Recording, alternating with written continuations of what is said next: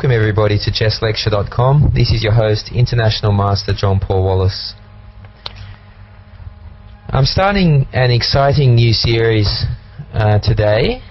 It's on Karpov against Kasparov, two of the greatest players that the world's ever seen, and very evenly matched, but at the same time with incredibly different styles.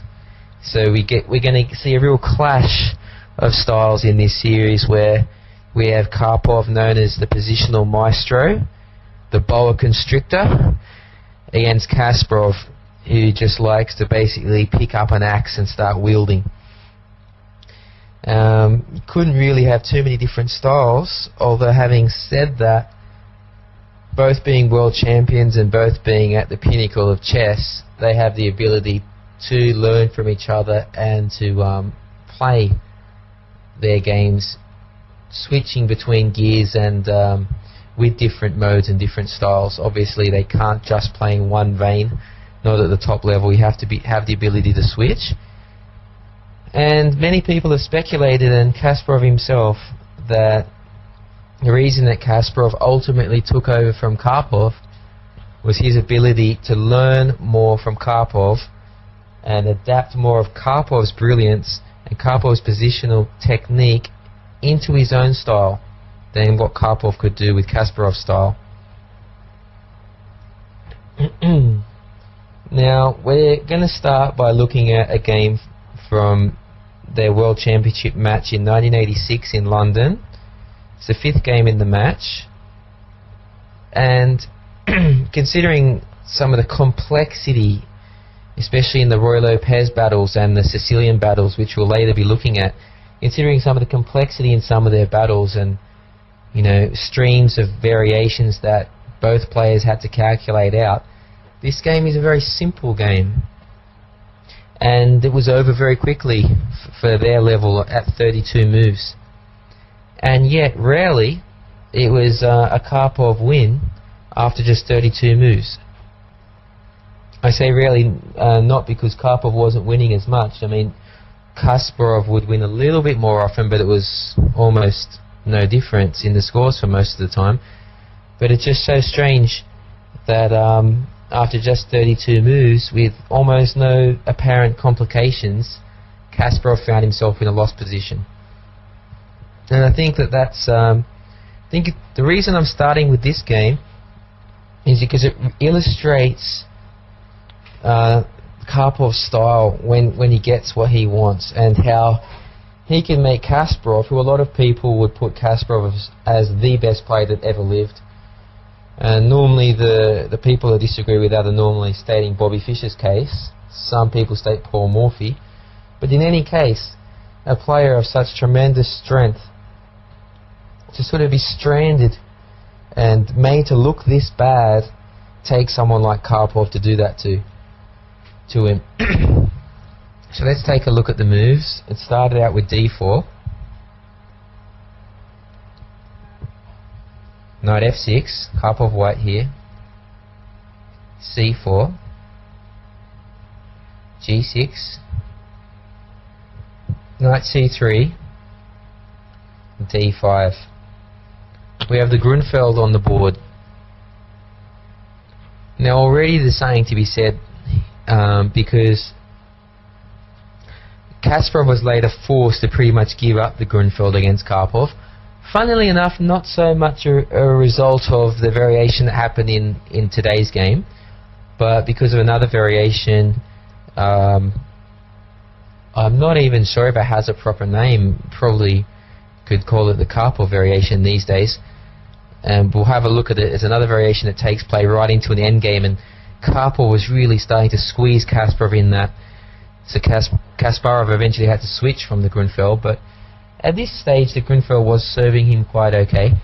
So bishop f4 was played, which is a typical Karpov variation. The other variations where they've had great battles were in takes, e4, takes, bishop g7, bishop c4, c5, knight e2, castles. We've taken a bit of a look at this variation. Knight c6, bishop e3, bishop g4, f3, knight a5, and now instead of the normal moves, for example bishop d3, the Seville variation, because it was between Karpov and Kasparov in Seville, so it's called either the Seville or Sevilla in Spain, or the Karpov variation, bishop takes f7. They had a lot of battles there, but even that wasn't enough to force Kasparov off the Grunfeld. But when Karpov started to play the variation with bishop e3, queen d2, and rook c1, for example this variation, which often leads to endgames because black will play queen a5 and later on there'll be an exchange of queens on d2. This really started to turn Kasparov off, and Karpov was starting to squeeze him. But in today's game, bishop f4. So as you can see, these guys did battle it out in the Grunfeld a lot. There's also some classic King's Indian games.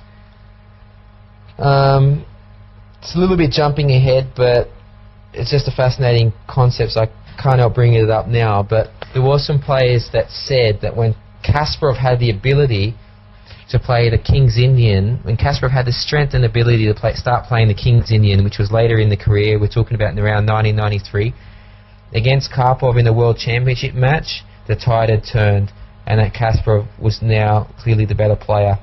And that's an interesting and not ridiculous theory. And the idea is that Karpov is so good at refuting systems like the King's Indian. It's a risky system where Karpov normally gets exactly what he wants. And if Kasparov, who loves the King's Indian himself but had previously not dared to play it against Karpov, when he could get away with start playing those sort of variations, then he was clearly become the better player. So bishop g7, e3. This variation with bishop f4 is fairly popular still today, although I don't know if it has a proper name. c5, d takes c5, queen a5. This is fairly normal play. Black's wanting to play knight e4 and get his pawn back thanks to the pin. Rook c1, c takes, knight e4, sorry. C takes d5, knight takes c3, and now queen d2 using the pin to get his material back. Queen takes a2, b takes c3. Now a normal move would be something like queen a5, and the pawn on c5 is going to drop off. But Kasparov went for something very risky, and clearly it was home preparation because he was playing his moves fairly quickly, but it ended up having a huge hole in it. You know, he took on d2 here, going into the endgame a pawn down, but knowing he's going to win it back. But ultimately it was a flawed decision. However, having said that, don't be fooled and don't think that Kasparov made this up over the board, because the theory until now, the players followed theory for another 14 moves, and the position had been assessed in some old analysis as being clearly better for white. So Kasparov had something up his sleeve. However, unfortunately, it wasn't good enough. He took on d2, king takes d2, knight d7, although castles is also possible, and the idea of playing rook d8. But knight d7 was played. Now he's going to try and take that pawn on c5. So bishop b5 is the correct move. Castles. Bishop takes d7. Bishop takes d7, e4. And this is where old theory had left off and assessed this position as clearly better for white, which isn't surprising because he's a pawn up and he's got a very chunky looking pawn center. And for example, if like rook f c8 here, there's no reason why white couldn't play bishop e3. and just maintain his extra pawn for the time being. At least it will take black quite a long time to ever win that pawn on c5, if it's at all possible. For example, rook fc8, bishop e3, or rook ac8 instead,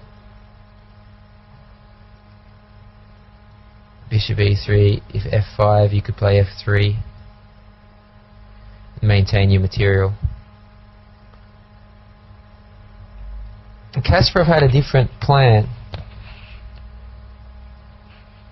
Plays f5 immediately. It's probably forced. The idea is now, of course, white can't play f3 like in the other variation, because you just take and the rook on f8 hitting the bishop.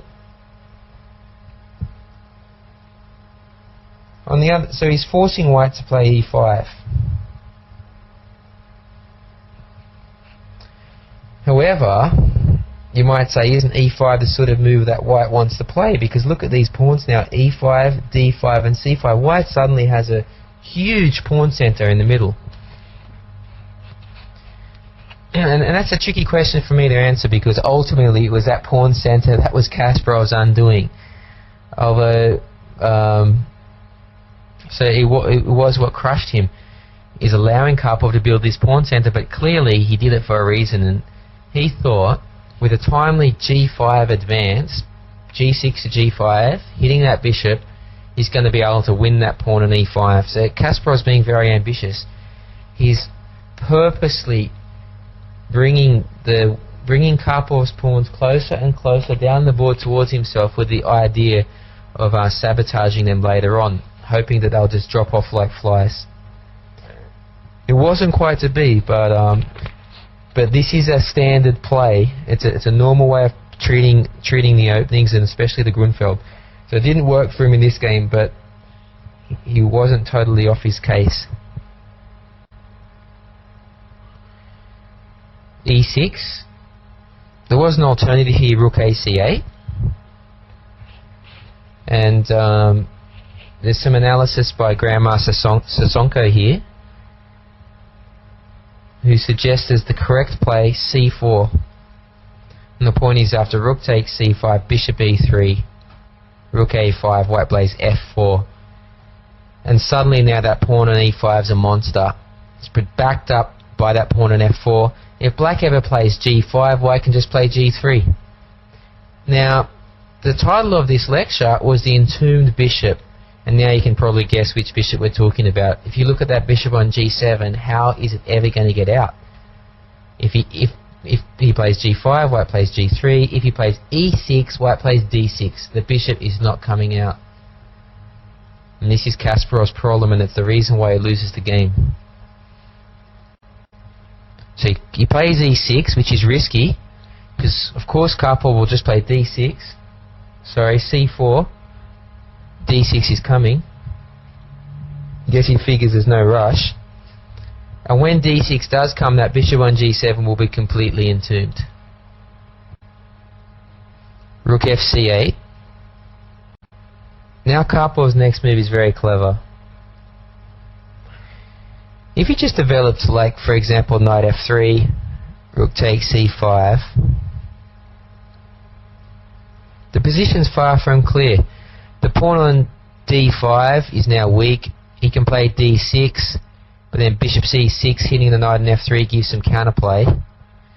As well as the point that he has rook ac8 and the pawn on c4 is pretty weak. So Karpov would have been happy with this position. He's probably even got the better position. So Kasparov would have been happy. But what Karpov had planned for him was a nice little maneuver. He plays c6. You have to take it, and now d6. So he's managed to achieve the same aim of entombing that bishop on g7, but now the bishop on d7 is temporarily locked in. It's only temporary because black can play c5 and bishop c6, but more importantly, the rook on c8 now doesn't have an open file, and the pawn on c4 is no longer a target. Now Kasparov had still been blasting out his moves, so clearly both players were in home preparation even at this late stage of the game. But there was a flaw in Kasparov's preparation. He started with c5, which is being criticised, although nobody's come up with a better idea. g5 doesn't seem to help too much. Take, because white still has c5, and now your bishop on e5 is alive and well, but your bishop on d7 is in danger of being entombed, and white is really cramping black with that pawn on c5. It's not just the pawn on d6 that's huge, but the pawn on c5 is cramping the whole black position. And white's ready to play knight f3, hitting the bishop on e5 with tempo. Clearly better position for white. So Kasparov's been criticised for his next move, c5, but it's hard to find a better move, and the bishop on d7 is now ready to come to c6. White played h4. Kasparov played h6. And now, again, it's quite likely to assume, seeing as though it was just a couple of moves ago, that the players are in home preparation, that this was still Kasparov's preparation. And most people have speculated that the Kasparov camp was expecting knight f3, which is the natural move. Knight comes out, developing, protects the pawn on e5, and stops black with this g6 to g5 plan we've discussed. The disadvantage with that move is that after bishop c6, the knight on f3 is always in a bit of danger. There's a possibility for black of taking an f3, white takes black back, then black plays g5 and ends up take, for example, just random move, I don't know, just a random move to show the idea. At some point, black can prepare this, of course. Black has take, g5, take, and he's getting his pawn back. That's the point. Now, it's just probably the sort, not to mention the fact that the knight on f3 is semi-pinned as well. If it moves, the g2 pawn's hanging. Not exactly an ideal situation for the knight. And Kasparov's position would have been quite reasonable, fine. But people have said of Karpov's strength, people have said Karpov's strength is his ability to put the pieces on the right squares. Now, doesn't that sound simple? And doesn't that sound like, isn't that what like, so what? That's obvious. That's what chess is about, putting pieces on squares. But it's a lot more than that. For most people, they think chess is, there's so many other aspects of chess. It's calculation, it's strategy, it's planning ahead, all of those things. And a lot of the times, you're not thinking about the really simple thing of where, if I could put my pieces anywhere on the board, where would I like them to be? And that's something that Karpov just seems to do so naturally, and that's what made him, for a long time, the best player in the world. He was a world champion for a very long time. And it's just his ability to do that, and here he does that with his knight on g1. He plays knight h3, and with that single move, decides the game. That single move on move 20, double exclamation mark, effectively for a battle at this, for a game at the pinnacle of chess, of the chess elite, that decides it. Karpov 1, Kasparov 0 after that move. Suddenly, this move, which hadn't been looked at by the Kasparov camp in their preparations, ends it. The idea is seemingly simple, and yet not that easy to find at first. That one move entombs the bishop on g7 while keeping the knight away from the black bishop on d7. Now bishop c6 hits dead wood. Karpov just quietly plays f3. Kasparov is never going to get his g5 in. White has 3 pieces on it, the h-pawn and 2 minor pieces. g5 is not happening. If g5 is not happening, the bishop on g7 is not getting out, and Kasparov is effectively fighting a piece down. You're not going to get away with that for long against Karpov. Simple, but brilliant. Now, Kasparov only really has one asset left, which is his passed a-pawn. Without that a-pawn, it would be well and truly over, but Karpov is too skillful to allow that a-pawn to cause him too much headache. So let's see how Karpov mops up from here. a5. Well, Kasparov has to use his only asset, so he starts charging down the board with his a-pawn, which is definitely the right strategy. f3, which both prevents the bishop c6 being a nuisance and prepares for a timely knight f2. If Karpov can transfer his knight from f2 to d3, he'll have a few advantages. The c5 pawn will drop off, giving white just too much. When that c pawn drops off, he'll have the c pawn will be passed as well. And on d3 he's overprotecting his pawn on e5, which again, incidentally, keeps the bishop on g7 out of the game. a4. And now comes a very nice touch, a Karpov move, rook h e1. No rush, overprotecting that pawn on e5 in order to give Kasparov absolutely zero counterplay. If he had played knight f2 immediately, this would have been a serious inaccuracy. Kasparov would play g5, take, and if I take on g5, Kasparov takes on e5. If bishop h2,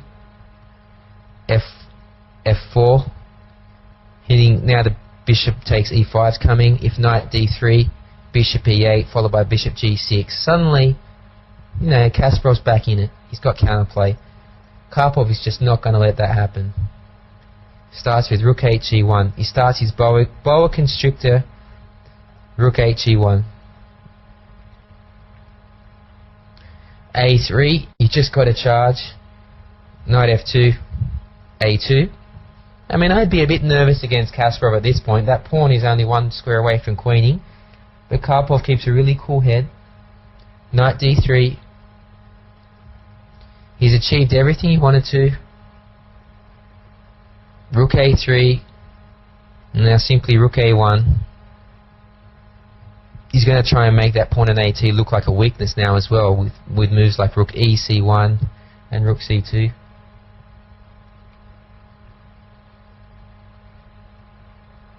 Bishop e3 is another problem, and just bishop takes c5. So Kasparov decides it's time to move. A little bit desperate, but he goes for g5. Just wants to do anything to sort of break out of Karpov's grip, so he sacrifices a pawn. hg5, bishop takes g5. King f7. And now Karpov just rubs it in with bishop f4. Just back to where he started from, keeping the pawn on e5 under, total cover. Bishop on g7, still stuck. The end is near for poor Kasparov here. Rook b8. Now that move, rook ec1, I mentioned before. The rook's going to come to c2, knock off that pawn on a2. Bishop c6, rook c3 will swap off, so in Karpov's favour. Rook a5, and now just dropping back a square. Rook c2, ganging up on the a pawn. Rook b8, rook ba8, and now the final move has a little bit of poetry to it. Knight c1. It's the same knight that did the damage by going to the edge of the board where knights aren't supposed to be. Well, now the old backwards knight move, which Karpov is by the way a connoisseur of, the backwards knight move, does the trick. Pawn on a2 dropping off. Kasparov's going to be 2 pawns down, and the pawn on c5 won't last much longer either. So really, seemingly effortless display by Karpov, playing probably the greatest chess player that's ever lived. So that's just a nice little introduction to the series, and really showing Karpov for his strengths, which are knowing where to put the pieces, squeezing the opponent, and using the boa constrictor style. That's his favourite style, giving his opponents absolutely no counterplay. So I hope you enjoyed that series, and be sure to tune in for our next game on that series, where we'll see Kasparov smashing Karpov, this time in his style, which is his ultra aggressive style. So that will sort of square the table a bit, and I look forward to presenting that. Thank you very much.